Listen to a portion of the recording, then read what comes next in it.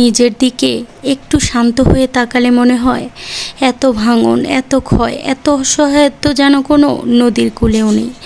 চোখের নিচে ঘুমের অভাব, ঠোঁটে জমা থাকা শত প্রশ্ন, আর মনে এক বিশ্রী শূন্যতা, যেখানে সবাই নিজের মতো করে বুঝে চলেছে আমাকে, কিন্তু কেউ জানতে চায় না ভেতরের যুদ্ধগুলো কেমন, কতটা যন্ত্রণা নিয়ে দিন কাটাই আমি। রব জানে আমি হাসি মুখেই দিন কাটাই, অথচ প্রতিদিন নিজের ভেতর একটা একটা যুদ্ধ জিততে হয়, যাতে কেউ টের না পায় আমিও হেরে যাচ্ছি। আমার ভাঙা ভেতরটা কেউ দেখে না, দেখে তো শুধু মিথ্যে হাসি।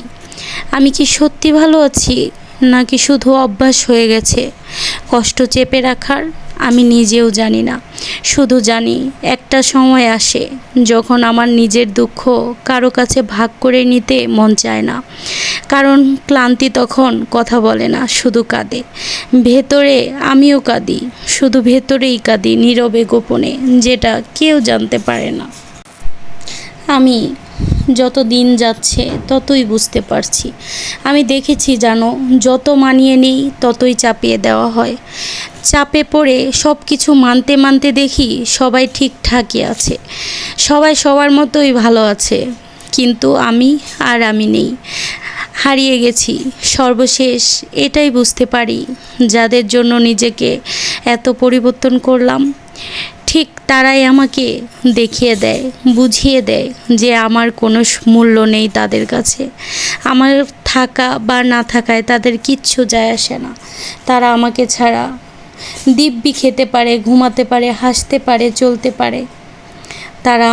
আমি না থাকলে তাদের কোনো কিছুতেই কমতি হবে না, বরং আমি থাকলেই হয়তো তাদের কষ্ট, তাদের যন্ত্রণা। নারীর চরিত্র খুব আলাদা। কোনো পুরুষ তাদের বুঝতে পারে, কোনো পুরুষ বুঝে না, কোনো মানুষ বুঝতে পারে, কোনো মানুষ বুঝে না। এত কিছু হারিয়ে ফেলার পরও নারী হাসে, আর সেই হাসির গভীরতা বোঝার ক্ষমতা কারণেই দুনিয়ার কোনো পুরুষের নেই। নারী হয়ে জন্ম হয়ে বারবার প্রশ্ন করতে ইচ্ছা করে, হে আল্লাহ, কেন নারী হয়ে দুনিয়াতে পাঠাইলা? যেইখানে নিজের পরিবারের কাছে অবহেলিত হতে হয়, সেইখানে নারী হয়ে জন্ম নেওয়াটা আমার কাছে মনে হয় অভিশাপ। নারী হলে শুধু নারীরাই কেন সব মানিয়ে নিতে হবে, এবং নারীরাই কেন এত অবহেলিত হবে, নারীরাই কেন এত কষ্ট পাবে?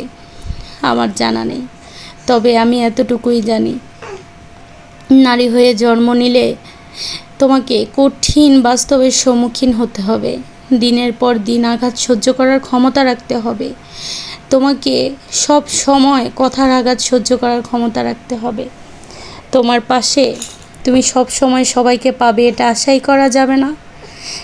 নারীরা দিন শেষে একাই থেকে যায়, তাদের পাশে কেউ থাকে না, কেউ থাকার চেষ্টাও করে না। হয়তো এটাই নিয়তি। নারী হয়ে জন্ম নিয়ে বারবার ভাবি, মায়ের পরিবারে, বাবার পরিবারেও অবহেলিত, আর বাকি সবার কথা বাদই দিলাম।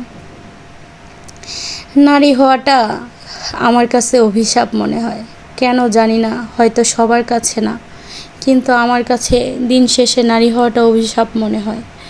মনে হয় এই বুঝি হারিয়ে যাচ্ছি সবার কথার আঘাতে, সবার কথার দেওয়া যন্ত্রণায়। মারলেও তো এত ব্যথা লাগে না, কথার আঘাত যত ব্যথা লাগে। আর কখন যে প্রিয় থেকে অপ্রিয় হয়ে যায় নিজেও বুঝতে পারি না, এটাই সবচেয়ে বড় কষ্ট।